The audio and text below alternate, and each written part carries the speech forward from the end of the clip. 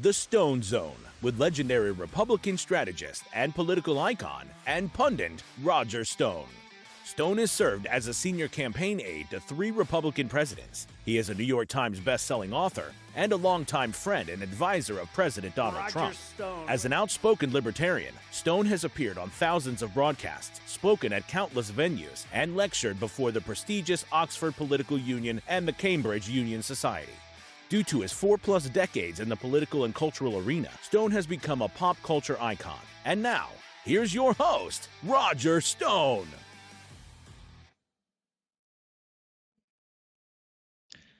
Hello and good evening.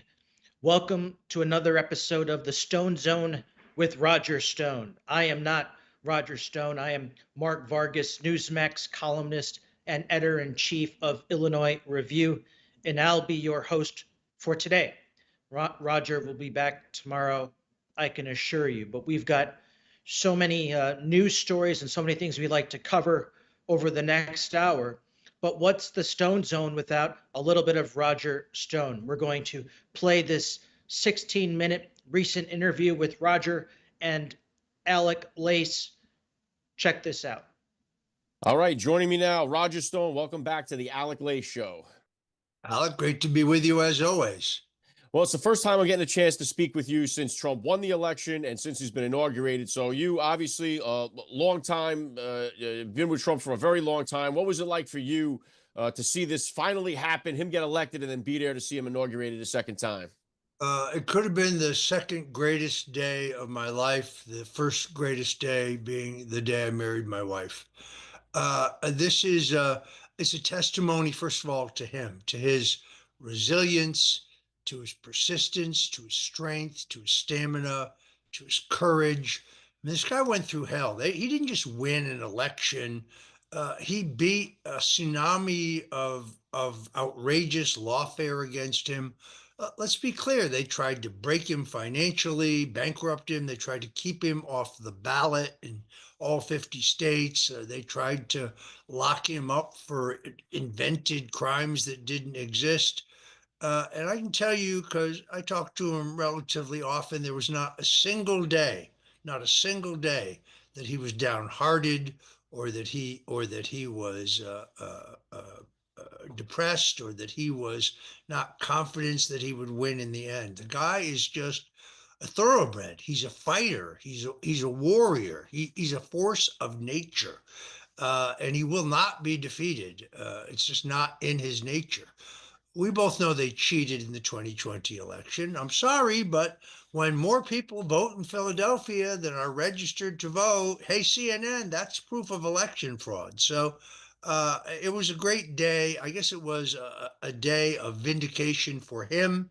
But more importantly, it was a great day for the country. I honestly believe that we're about to enter a golden age. I mean, you can call it the age of Trump if you want, an age of peace, prosperity, security, justice, and law and order. Yeah, well said, Roger. There's definitely a shift in the air here, the momentum of the country. And just a quick hitter on, too, because there's no bigger name in political strategy than you. Well, where does this political campaign rank in history? I'm forgetting about the fact that he's fighting off all these people, the fact that he did these podcasts and the rest of the political campaign. Where does this campaign rank in history in your book? Extraordinarily innovative. I mean, in other words, when the mainstream media doesn't want to cover you fairly, go to the non-mainstream media. I give Barron Trump a lot of credit for this, to recognizing that there were millions and millions and millions of people watching alternative media, including a number of these podcasters. Now, I don't love all of them, but I do love their audiences. So I think it was a masterstroke, and he reached millions of voters that way. And I think he reached millions of people who weren't voters but became voters because they saw the real Donald Trump, who let's face it, you're not going to see on, the mainstream media. So it was an innovative and I think near perfect campaign. It was interesting to me that his campaign leadership, Susie Wiles, Chris LaCivita, the ultimate warrior, Tony Fabrizio, the best pollster in America today, constantly being second guessed by people on our own team. Oh, we haven't done enough for election integrity. Really? When they stopped the early voting in Pennsylvania, we were in court within 2 hours to stop them. We were completely and totally prepared. Lara Trump also deserves a huge amount of credit. This was not only the best campaign in my 45 years in American presidential politics, but it was the greatest comeback in political history. Prior to this, that record holder was one Richard M. Nixon, because he was dead and buried. They stole the 1960 election from him. He made a disastrous run for governor of California. He was finished, through, done. And then the murder of John F. Kennedy, the murder of Senator Robert Kennedy, and the Vietnam War parted the seas in such a way that he could make a comeback. That comeback was followed by the greatest landslide in American history in 1972. He carried 49 states. And then, as we now know, the deep state took him out because, like Trump, despite the fact that he'd been a senator and a vice president, he wasn't a member of the club. He never belonged to the Trilateral Commission. He never belonged to the Council on Foreign Relations. You know, he came from nothing. He represented the people of Middle America, the same people that Donald Trump speaks to, the forgotten Americans. So he was the record holder. But what Trump has done now is even greater. While it's true that Nixon was taken down by lawfare, that was after his election. Whereas in Trump's case, he wasn't just fighting the Democrats, he wasn't just fighting the fake news media. He was facing the Justice Department coordinating with all these crooked state prosecutors, and he beat them all. So it's the greatest comeback in American history. And you know how it is. Americans love a comeback story. Yeah, and it was so much fun to watch, and it's so nerve-wracking along the way, too, for us out here anyway. But to your point, going on the podcast, like when he sits down with Sean Hannity, you're only going to get about maybe an 18-minute interview, and most of it is Sean Hannity talking. But when he goes on a Rogan podcast, you get 3 hours of him just unscripted, and it's a chance to get to hear him like never before. So I thought that stuff was brilliant. You mentioned the JFK assassination paving the way there, part of it to get Nixon his reemergence. This executive order to release the JFK Jr., JFK, RFK, MLK assassination files. You're the best man to talk to about this. We've all been waiting for it. You more than anybody. You have the New York Times best-selling book, "The Man Who Killed Kennedy: The Case Against LBJ." How excited are you to see these files, and when do you expect to see them? I know there's like a 45-day waiting period or a length that he gave. So what's your take on this whole thing? First of all, let's recognize that we're talking about 5 million pages. That's why this is taking so long. So it's not that they're stalling, Okay. but they've got to go through all of it. Look, my theory, which I lay out in my book, "The Man Who Killed Kennedy: The Case Against LBJ," which, by the way, you can order at StoneZONE.com. If you choose to go to some multinational corporation that hates your guts, like Amazon, to buy it, that's fine. But get the paperback version because it's got 3 extra chapters. But you can get it at my website, StoneZone.com, and I'll sign it for you. But my working theory, which I think I pretty well document, is there's a lot of people involved in JFK's assassination. It's not just Lyndon Johnson. That's not what I'm saying. So he clearly is a victim of a conspiracy. God, I hate that word. That includes the CIA, includes the mob, organized crime, includes Big Texas Oil, includes the banks who are upset about Kennedy's insistence on a silverback dollar. The Secret Service clearly stands down, just like they did in Butler, Pennsylvania. The FBI, interestingly enough, J. Edgar Hoover is a very shrewd operator. He's not in on the assassination, but he's in on the cover up. And what I expect from these documents is to nail only one part of that, which is the CIA's involvement. So, as you know, in I think it was 1994, I believe, or maybe 98, the Congress passes the JFK Assassination Records Act, which mandated that all of this information be declassified in 2017. Early in 2017, I brought that to the president's attention. He was not aware of it. And I said, look, this is how it works. It all gets released unless you affirmatively pull it back. And he said, well, what do you think I should do? And I said, let it all out. It's been 50 years at that point. It's time for the American people to know.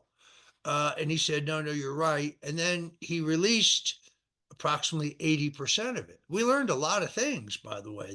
Here's some of the things you learned in that data dump.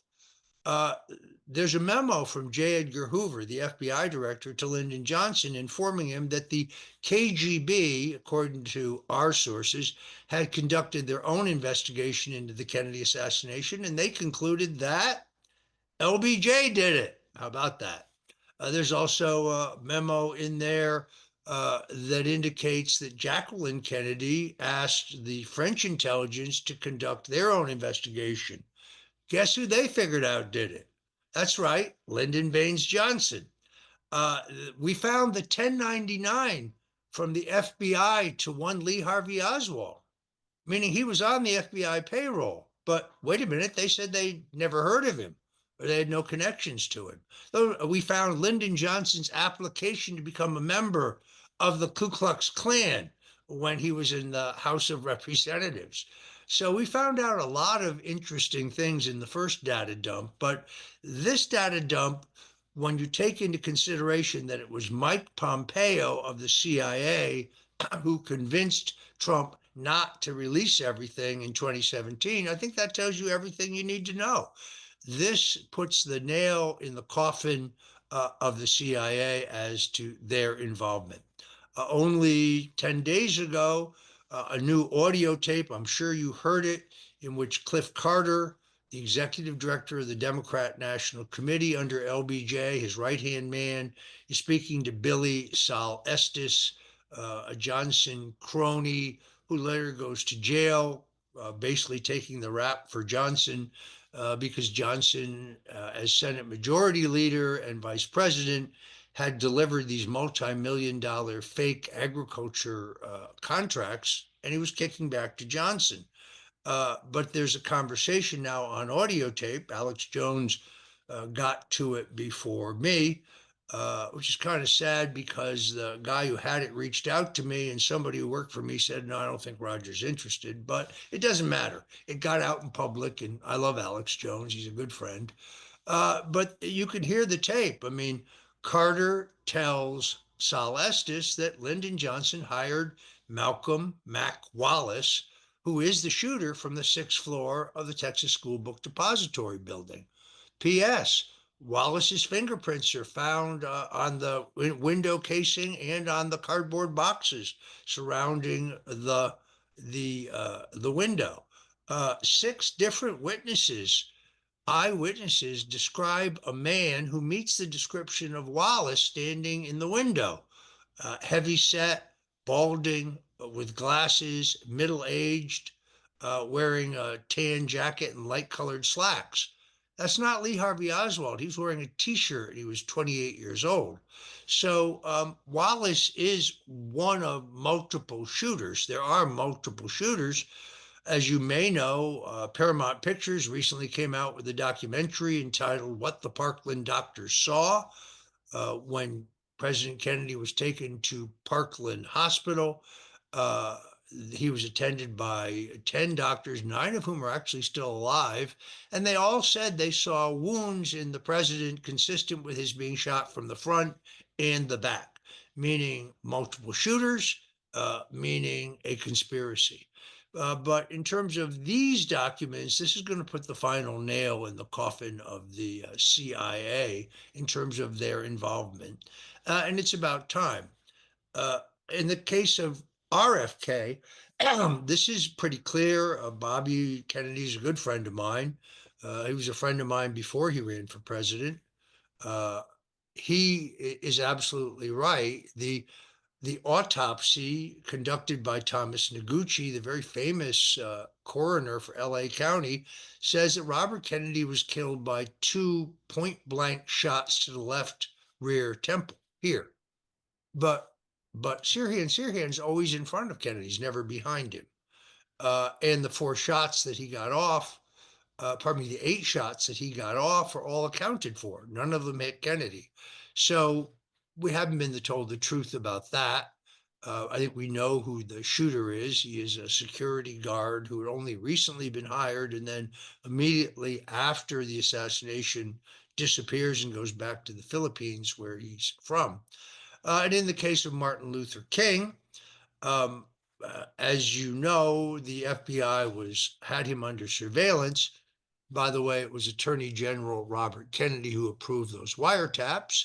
And he had told one of his associates, Hosea Williams, that he was planning to endorse Bobby Kennedy for the 1968 presidential nomination. Almost simultaneously, Kennedy, campaigning in the California primary for president, in a student audience says that if he's elected president, he will reopen the investigation into his brother's murder. Within 2 weeks, both King and Kennedy are dead. Now, the King family filed a civil lawsuit against the Memphis police, the FBI, the Secret Service, and the federal government, and they won. That means that a federal judge in civil court ruled that the federal government was involved in Martin Luther King's assassination. Myself, I don't believe the man accused was the killer. And I'm glad they're reopening this because I think we're going to learn a lot more. Just to wrap this section up, Alex, the one thing I'm disappointed in is that the president did not include the attempted assassination of Ronald Reagan. Those documents need to be declassified. It's very simple. John Hinckley is the man convicted of shooting at President Reagan. Hinckley is crouching and he is shooting from an upward trajectory the whole time. He gets off 4 bullets. They're all accounted for. Reagan was hit from behind and above. That is indisputable. Has to be another shooter. But don't worry, Vice President George Bush headed a task force and they put out a 1-paragraph statement saying they looked and there was no evidence of a conspiracy. So the guy who would have benefited the most from Ronald Reagan's death, he cleared everybody involved. Stay tuned for more information as we await over 5 million pages of the assassinations of President John F. Kennedy, Robert Kennedy, and Martin Luther King Jr. This should be a fascinating time in American history. And thank you to President Donald J. Trump. This information is now going to be made available to the American public. But switching gears, a topic that is dominating headlines across the country and the world, President Trump promises made, promises kept. Now imagine that, a president or a politician for that matter, fulfilling their campaign promises. Well, that's exactly what President Trump is doing in major sanctuary cities across the country like Chicago, Denver, New York City, as ICE and federal law enforcement officials target and conduct raids to get our country's most violent and vicious criminals off the streets. Just yesterday, Illinois Review published a story on these raids beginning. Tom Homan was in Chicago along with the acting deputy attorney general to monitor these raids, and joining him was Dr. Phil McGraw, who was filming this. Now, let's not forget that it was the Biden-Harris policies that basically opened their arms and opened the doors to our southern border and said all are welcome. It was the governors and mayors and cities and states like in Illinois and Colorado and New York and California that rolled out the red carpet for everybody crossing into our southern border. But alongside those innocent men, women, and children were some of the world's most vicious, violent, and dangerous criminals.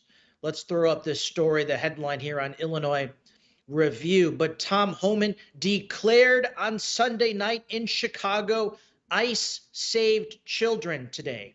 Now, the narrative is that ICE is going to raid and literally rip your grandmother out of her rocking chair, or that ICE is going to go into your home and rip your mother out of the dinner table, that they're going to go into schools and rip children out of their classrooms. Well, they're not going to do that if your grandmother, mother, or child is a rapist or a sexual predator or a violent murderer who's been convicted of their crimes. This is a strategic and targeted campaign to rid our sanctuary cities of violent and dangerous criminals.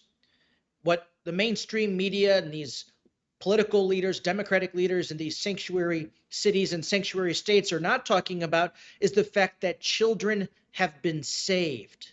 Young women and girls have been saved. Let's listen to this 2-minute interview with Dr. Phil and Tom Homan, our border czar, on Sunday night in Chicago. This is a powerful clip. Wonder where they go, who picks them up. This is who picks them up. This is who lures them out on the internet, and they disappear or they get raped and their lives change forever. And he shouldn't even be here, but he's doing this. But they don't raise their hand and say, hey, there's somebody that doesn't even have the right to be here that's preying upon our children, and they don't tell you about it. Exactly. And this Governor Pritzker, and the mayor, they want to vilify the men and women of ICE. ICE saved children today. ICE saved children today. And it makes me angry. Governor Pritzker the other day went on the internet, social media, saying ICE was attacking our elementary school. He's scaring children. He's scaring the neighborhood, putting fear in the community. We're doing the exact opposite. We're saving children. Every sexual predator we arrest means more safe children. So God bless the men and women of ICE. As you've seen today, we're not sweeping neighborhoods. This is a target enforcement operation. We spend a lot of time investigating these people. We know exactly who we're looking for. So it's a target enforcement operation. It's the right thing to do.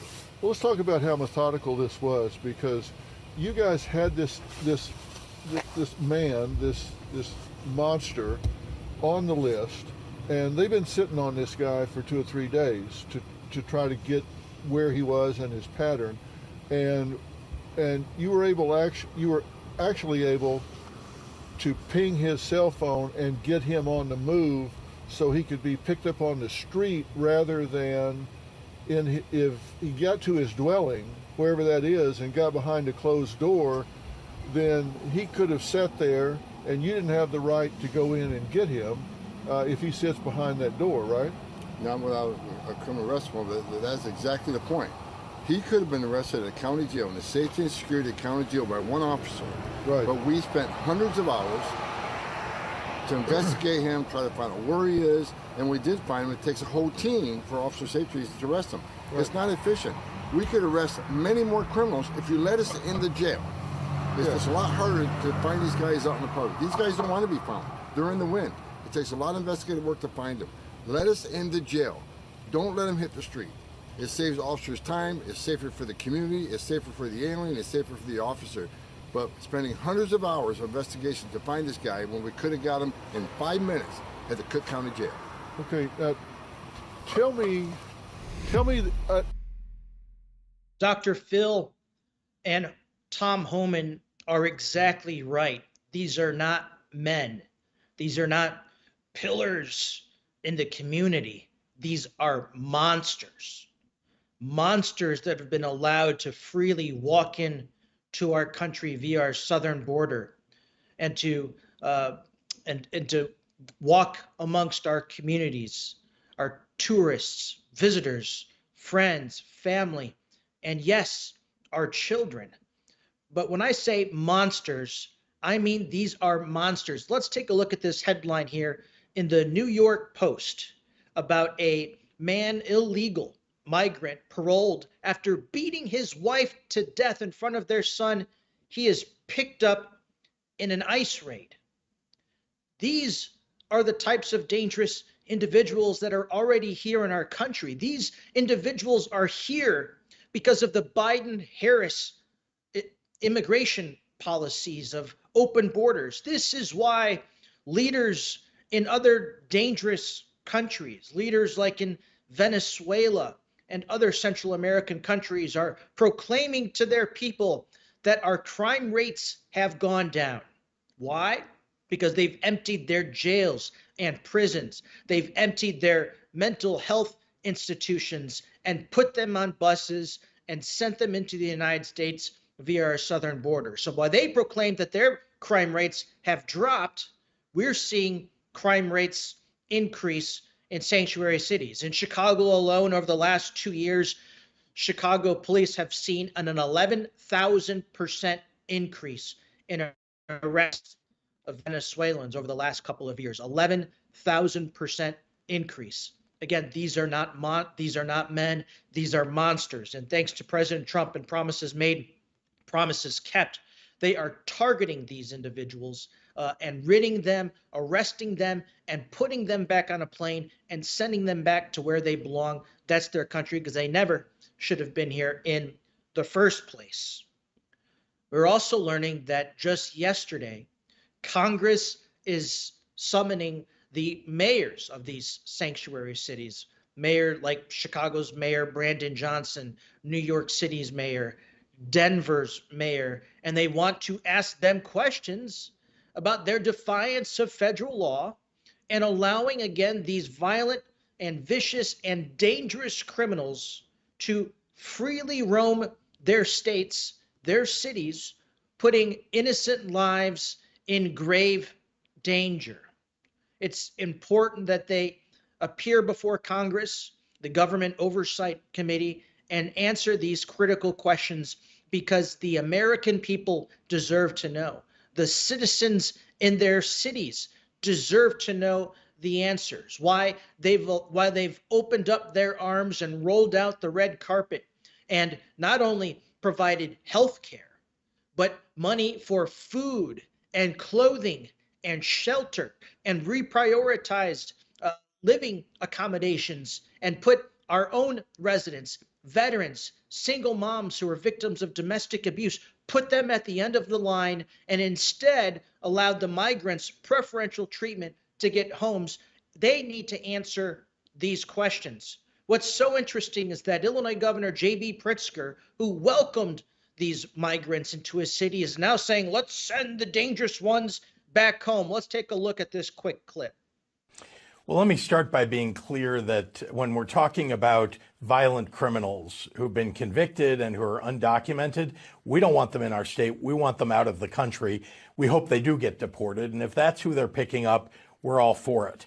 They show up with a warrant, and we're going to hand over people who are in our prisons or in our jails who fit that description. Now, what they're also doing, though, and it's quite disturbing, is they're going after people who are law-abiding, who are holding down jobs, who have families here, who may have been here for a decade or 2 decades, and they're often our neighbors and our friends. And why are we going after them? These are not people who are causing problems in our country, and what we need is a path to citizenship for them. We need to secure our border. We need to get rid of the violent criminals, but we also need to protect people, at least the residents of Illinois and all across the nation, who are just doing what we hope that immigrants will do. I mean, hey, Governor J.B. Pritzker and all these governors and mayors in these sanctuary cities and states, how do you think these violent and dangerous criminals with vicious backgrounds, how do you think they got into your cities and your states in the first place? Because you welcomed them. So on one hand, he's out there on national television, on low-rated CNN, saying, let's send these violent criminals, let's send them back to our home countries. I support that. Yet, on the other hand, he's not answering the question, well, how did they get there in the first place? Governor Pritzker, you authorized taxpayer dollars to feed, clothe, house, provide health care for these violent and dangerous criminals. And now that it's been exposed, now that the truth has finally been exposed of who these people really are, now you're saying, oh, let's put them on a plane and send them back home. But it's more than that. You're also spreading lies and untruths that they are targeting innocent families, law-abiding families. Well, if they're illegally here as migrants, doesn't that negate the fact that they're a law-abiding individual? I mean, they've already broken the law by coming into our country illegally. So It's laughable. And it's another reason yet why President Trump won such a gigantic mandate in November. It's why he won the popular vote and the electoral vote, and why Republicans control both chambers of Congress and the White House. Because the American people are sick and tired of the lies being spewed by their Democratic leaders. They're sick and tired of living in communities riddled with crime and violence. They're sick and tired of illegals getting preferential treatment over their own residents and over their own citizens. While these illegals are living a life of luxury, their own residents are living in poverty and third world conditions. Schools are falling apart. Mold is dominating these schools as leaky roofs, leaky ceilings. It's another reason why children's test scores are plummeting. But yet, let's provide preferential treatment for these migrants. God bless Donald J. Trump. God bless Tom Homan, ICE, and members of federal law enforcement agencies who are conducting these targeting raids and ridding our cities of these violent and dangerous criminals. Again, on Sunday, not just in Chicago, but in New York City and in Denver and in other places where they are going to be conducting these raids over the foreseeable future, children's lives are being saved. Young women and girls, their lives are being saved. Bravo. You want to talk about making America great again? This is how you do it. Now, transitioning, I'd like to welcome a very special guest and a dear friend. He is the host of the Kash Kelly Show, and he is a J6 patriot who's been through a lot. Ladies and gentlemen, I'd like to welcome Kash Kelly to the Stone Zone. Kash, hello, my brother, and thank you for joining. What's going on, my bro? How are you? Listen, I want to congratulate you, Kash, here publicly in front of the Stone Zone audience for your recent marriage. I know you've been engaged, and I watched that video of getting it down on your knee and giving her a beautiful ring. But my brother, I want to congratulate you on your beautiful marriage and wishing you a lifetime of happiness and success. Thank you, my brother. I really appreciate it. I'm the lucky one. You know, she didn't get the bigger end of the stick. You know, she got me. So, you know, that's I'll take it. I upgraded. I love it. And you know, and Kash, I love how you're just so relaxed. It's part of your brand, but you really are a fighter. You've gone through, you and your family, your wife, your children have gone through so much.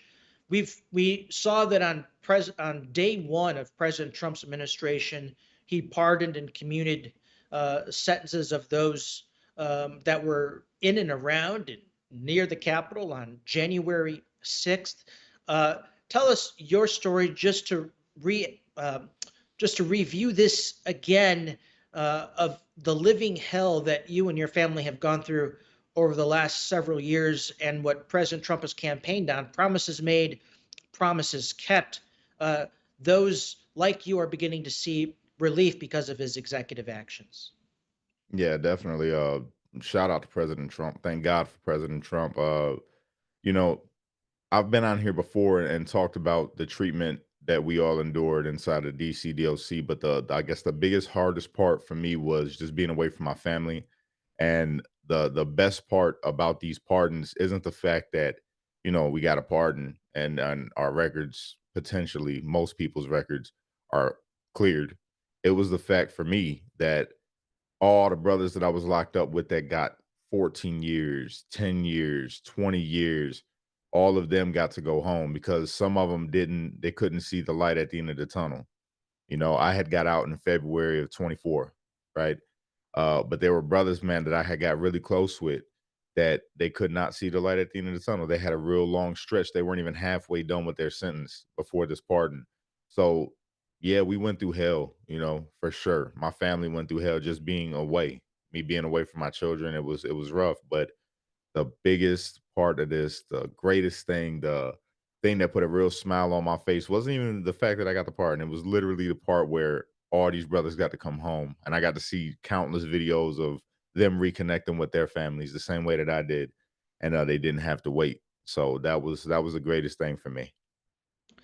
Cash, what where the American people are finally seeing, and you and I have known this for a long time, President Trump understands this, is the cruelty and the brokenness of our criminal justice system, and more specifically, the cruelty of the Biden Harris administration. We just saw, and I'm going to talk about this in a little while, but Cash, we saw those that were commuted by President Trump and released from jail because they prayed and preached in front of an abortion clinic. The Biden administration wanted to throw them in jail, and they did. Mhm. Kesh, you've experienced the cruelty of the Biden administration. Not only have they targeted you and others, they're targeting people who are praying and preaching in front of abortion clinics. But we've seen God completely taken out of the picture over the last 4 years. Talk to me a little about this and your experiences. Well, it's really unfortunate, man, that you had an administration and honestly a DOJ, FBI, uh, that would be okay with going after people simply for using their right to protest, you know, and having freedom to have religious expression of praying in front of an abortion clinic. Shout out to my sis Bev. She just came home. She had a pardon, and to see her reunited with her family was also an amazing thing. And man, it just shows how classy actually Donald Trump is, because he could have did the exact same thing, and instead, what did he do?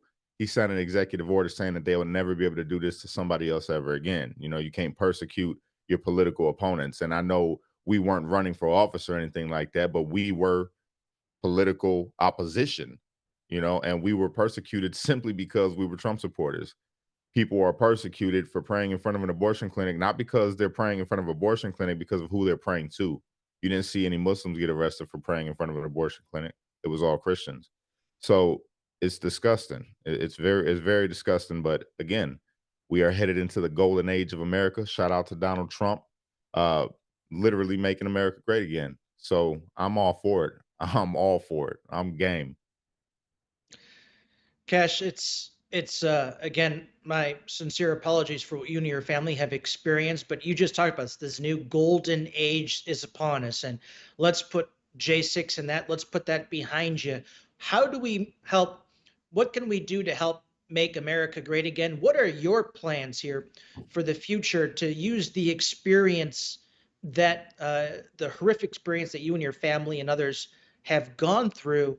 How are you going? And I know the Bible says, "Vengeance is mine, saith the Lord." But I know it's so easy to try and take that into, you wanting to figure out a way uh, to push back, fight back. But Cash, what are your plans for the future in order to help make America great again? Man, it's the same thing that I've been doing. It's just bringing awareness to things that are going on within our country, bringing awareness to some of these bills that get introduced by Congress, um, and treating your fellow American with respect. Not being like how it was in 2020, not being how the left has always tried to treat us and silence us, or just write us off because of who we voted for, or if we wear a red hat. We don't want to do that to them. That's not what I'm about. I would like to see everybody come together and really enjoy, the benefits that we're all going to be able to enjoy underneath the Trump administration. Um, and what I do to combat that is I create content. I'm a content creator, and I also have a 501c3 that I'm on the board of. I'm the founder of it, but we got a lot of members now.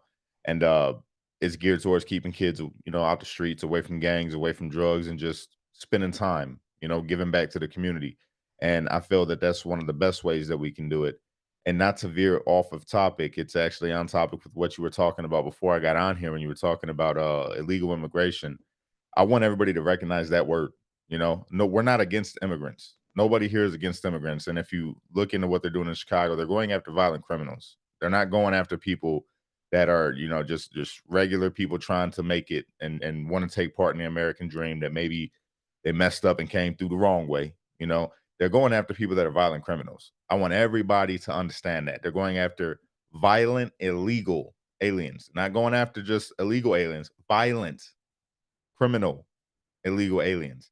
And in a perfect world, just so everyone is aware of this, as a Trump supporter, in a perfect world, we would love to have everybody here, right? If we knew that everybody was going to come here and do the right thing and work, we want everybody here. It's the Christian thing, right? It's the person that follows God. We all want that. But at the same time, we don't live in a perfect world. And we can't trust everybody to come into this country because there are people that want to do harm to this country specifically. Not just your average drug dealers or anything. No, we're having people over here right now that are on terrorist watch lists running through the streets of Chicago. Okay. So it's not that we don't want people here. We don't want to help people. We do 100%. We've been helping the world for a very long time as America. And we would love to continue that, but it's got to be rules and regulations behind that. All right. So when we talk about getting people at mass deportation, getting people out of here and sent back to their countries, no, the only people that we really want to be gone are the ones that are causing a problem. And that's that. Kash, you understand this pretty well. I mean, what the average citizen doesn't necessarily understand is when they hear these transnational gangs like Trade de Aragua and Mm-hmm. versus everyday city street gangs. There's a big difference between these transnational gangs and their intentions and these local city gangs. Talk to us about Yeah. this and the threat that these international gangs pose, not only to existing city gang members, but to the entire community at large. Well, see, with an American gang, which by the way, we don't like any gangs, right? That's the truth. But there, when you think about these gangs compared to an American gang, you notice a level of civility that is missing. And you're like, yo, what are you talking about? They're gangs. What do you mean civility? There's codes that people go by. When you're a part of a gang here in America, it's the way it's supposed to be anyway. And they have no code. The only code is crime, murder, them selling drugs. That's their only agenda. And they will achieve that by any means. You got cartel members that hang heads off of bridges. When we see these gangs that come over here, it makes me be like, yo, I'm actually okay. If we got to pick between the gangs, I'd rather just have the gangs that we know and love over here in Chicago, I guess. I don't want nothing to do with these people that are coming over here that will literally target your children. They'll literally target your children. Don't care if you're walking with your wife. None of that. These people are vicious animals. So that's where I stand on it. We're seeing now giant social media companies like Meta, which is sort of a strange name, Meta now, and Mark Zuckerberg, jumping on his private jet and rushing over to Mar-a-Lago to dine with President Trump. We're seeing these companies and corporations begin to pull back their censorship that they've imposed over the last 4 years because the Biden administration. You're a victim of extreme censorship. Your voice has been pulled from social media and you're having to rebuild from scratch. But Kash, give us your thoughts on taking away your voice, stripping you of all your hundreds and hundreds of thousands of followers, and then President Trump was elected and they're basically saying, just kidding, we'll remove these censorship policies. I mean, it's unfortunate when you say it like that. It makes me feel like, okay, y'all, you foul for this. Took my platform and countless other conservative platforms or people that were speaking about conservative values. You took their platforms, but now you're saying, you get it and you want to allow freedom of speech and you want to champion that. I say good. It sucks for me because it happened, before they had this ideology, but to see them, I guess, at least say that they're willing to hear the other side and change and loosen up some of the tight grip that they have on social media, it's actually a good thing. So yes, it sucks for me. But it's good for me now, and it's good for other people. They may not lose their platforms, so easily. And plus, how I feel about things, bro. Like everybody is capable of a redemption story. So if this is what it's going to take for them to start down that path of redemption for themselves, I'm all for it. Tell us a little bit about your show that I see you go live on X a couple of times a day. Tell us about your show, how people can follow you, but more importantly, some of the content that you're producing here on a daily basis. Okay, so if you follow me on any of my social media platforms, first and foremost, you're gonna be getting a lot of political opinions, from me. You'll get some funny content, but most of the time I stick to politics or something that's motivational and uplifting. That's what I like to do. I like to post videos of my family. Sometimes I make a little funny videos, political, obviously, but they're funny. Uh, and yeah, I just like to keep people informed overall, though. I like to keep people thinking, give them something to talk about. It's like conversation starters, I guess, and just try to enlighten the mind while bringing light to some of the things that's going on within our country. So if you're interested in that, you could go to my YouTube channel, which is Kash Kelly 1. My name, KashKelly 1. And everywhere else, or I'm sorry, on X, it's Kash Lee Kelly 1. And everywhere else is just Kash Kelly. So YouTube and X, though, I really appreciate it if you guys go and check me out over there. We're posting your X account here below. Make sure you follow Kash on X and on YouTube because it really is terrific content. Kash, I always love having you on the Stone Zone. I want to keep bringing you back because I love to get your insights and thoughts on some of these actions that President Trump is making to help make America great again. He's done more in, I think, a week than President Biden has done in 4 years. It is remarkable. But Kash, any parting thoughts before I let you go?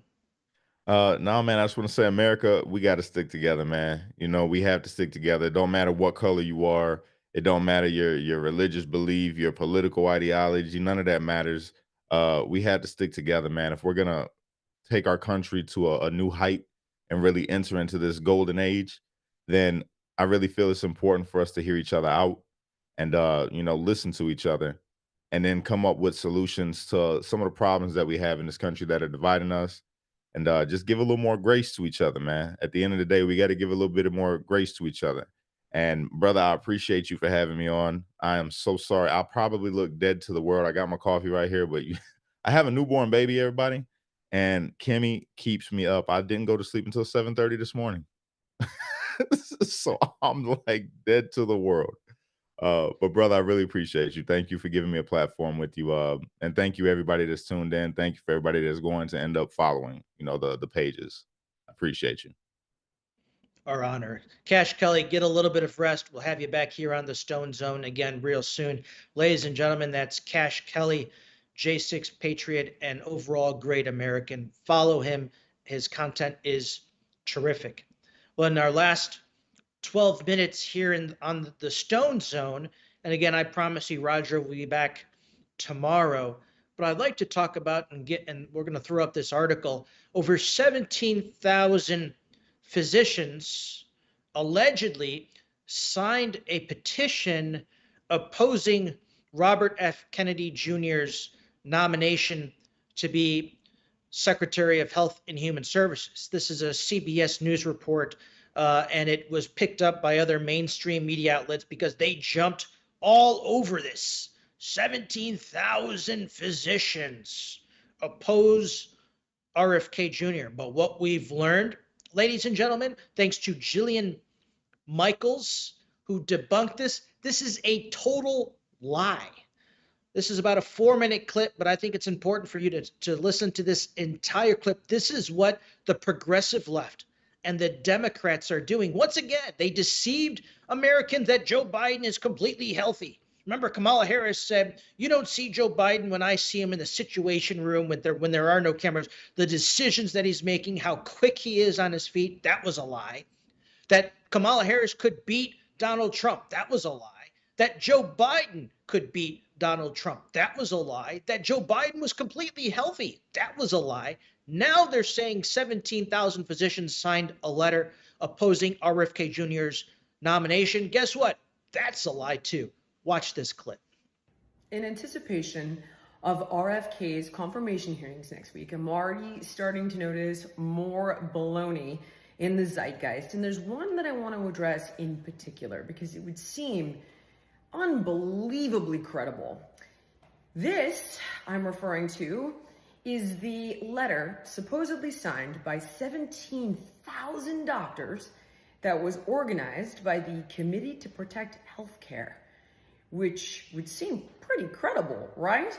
and this letter urges the Senate to reject Kennedy's nomination, citing his history of spreading misinformation about vaccines and public health interventions. So I thought, geez, really 17,000 doctors signed this? This seems crazy.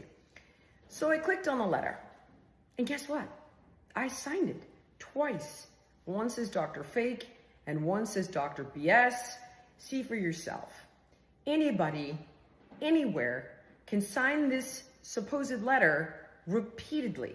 So I personally, under two different aliases, am two of the 17,000 doctors that signed this letter. Now that seems pretty suspicious.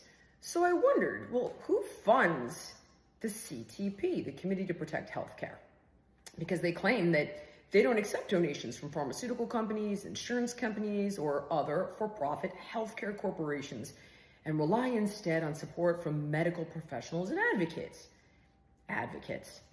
So who are these advocates? I asked ChatGPT. Pretty simple and straightforward. And it told me that two of these organizations that fund the Committee to Protect Healthcare would be the Hopewell Fund and the 1630 Foundation. So I thought, okay, well, who funds these two companies and what are they about? Now, when you get all the way to the bottom of it, it turns out that this is all funded and organized by a group called Arabella Advisors. Now, Arabella Advisors Network operates as a, quote, dark money organization. And I'm not talking about drugs or cartel. I'm talking about the fact that they have tremendous political influence and they never have to disclose their donors. So they do, in fact, fund Hopewell and the 1630 Fund and other funds like the Windward Fund and the New Venture Fund. These guys manage billions of dollars, billions. Please search this for yourself. Ask ChatGPT. Scale of operations. The Arabella Network manages billions of dollars in donations, making it one of the largest and most powerful forces in modern philanthropy. Its size and reach have raised concerns about its disproportionate influence on public policy and political processes. There are allegations of astroturfing. I thought, what the hell is astroturfing? Arabella managed funds sponsor numerous advocacy campaigns and initiatives that often appear grassroots, but are funded by the same network. This practice, known as astroturfing, creates the illusion of widespread public support for specific issues. The network frequently uses donor-advised funds, or DAFs, to funnel money into its projects. While legal, this practice allows donors to remain anonymous, further fueling concerns about transparency and accountability. Now, I don't know about you, but that sounds shady as shit to me. A letter that anybody can sign with zero credentials as many times as they want to, that is claiming to have over 17,000 signatures by medical professionals, which I've already shown you is clearly a lie. And they claim not to take money from pharma or insurance, et cetera, but they're funded by the Arabella Network through different shell 501c4 and c3 companies who doesn't disclose who its donors are and who absolutely has an agenda, manages billions of dollars, and strategically places those billions of dollars to facilitate its agenda. Give me a freaking break. Another Democrat lie being exposed by Jillian Michaels. That clip has generated over 3.3 million views in just a matter of a couple of days. It has gone viral, but once again, exposing the lies of the Democratic Party. And that's why it is essential that Robert F. Kennedy be confirmed as Secretary of Health and Human Services, along with Kash Patel as FBI Director and Tulsi Gabbard as the Director of National Intelligence. This corruption, just as in public view, this corruption is also in private view, and that is why we need these important individuals to be confirmed and put in their positions so that we can continue the Make America Great Again agenda. Speaking of that, as a former staffer in the office of the Secretary of Defense who worked in the Pentagon for 3 years, it was an exciting day yesterday because it was Pete Hegseth's first day at the Pentagon, walking in as the Secretary of Defense. His motorcade pulls up to the front entrance, and he gave some remarks to the press. Let's take a look at this brief clip. And today, there are more executive orders coming that we fully support on removing DEI inside the Pentagon, reinstating troops who were pushed out because of COVID mandates, Iron Dome for America. This is happening quickly. And as the Secretary of Defense, it's an honor to salute smartly, as I did as a junior officer and now as the Secretary of Defense, to ensure these orders are complied with rapidly and quickly. Every moment that I'm here, I'm thinking about the guys and gals in Guam, in Germany, in Fort Benning and Fort Bragg, on missile defense sites and aircraft carriers. Our job is lethality and readiness and warfighting. We're going to hold people accountable, and I know the chairman agrees with that. The lawful orders of the President of the United States will be executed inside this Defense Department swiftly and without excuse. We will be no better friend to our allies and no stronger adversary to those who want to test us and try us. So, Mr. Chairman, thanks for welcoming me today. I look forward to serving the troops, the warriors of this department. It's the honor of a lifetime, and we're going to get to work. God bless you all. President Trump issuing executive orders yesterday. Let's take a quick clip of what he's going to do here at the Pentagon. And in a little while, I'll be signing 4 new executive orders. First is that I'm directing our new Secretary of Defense, Pete Hegseth, who's going to be great, by the way. Thank you for the support.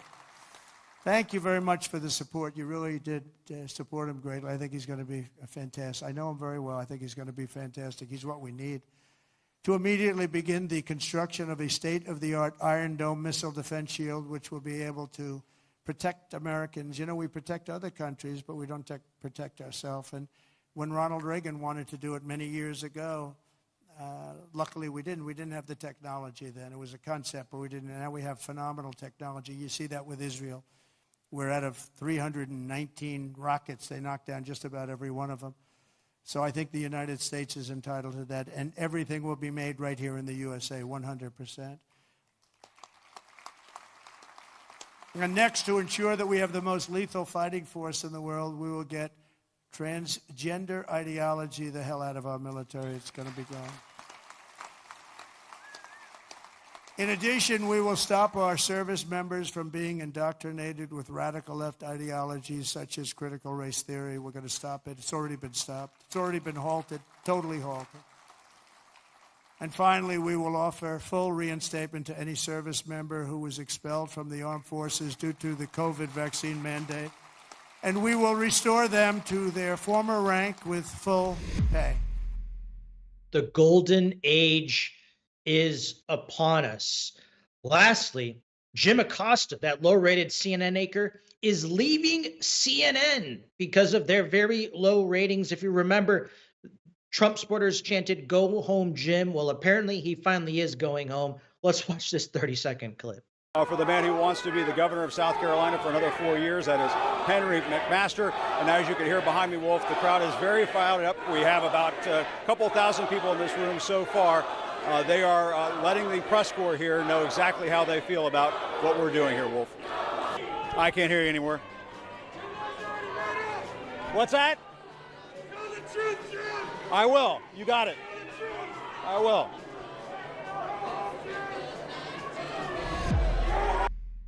Go home, Jim. Well, apparently that is exactly where he's going. He's going home and leaving CNN for good. Jim, you're fired.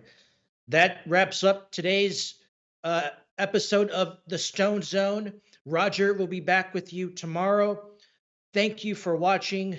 Good night. God bless you, and God bless the United States of America. A man who's gone through hell, but he's kept going, and he's smart, and he's strong, and people love him. Not everybody, but people love him and respect him. Roger Stone. Where's Roger Stone?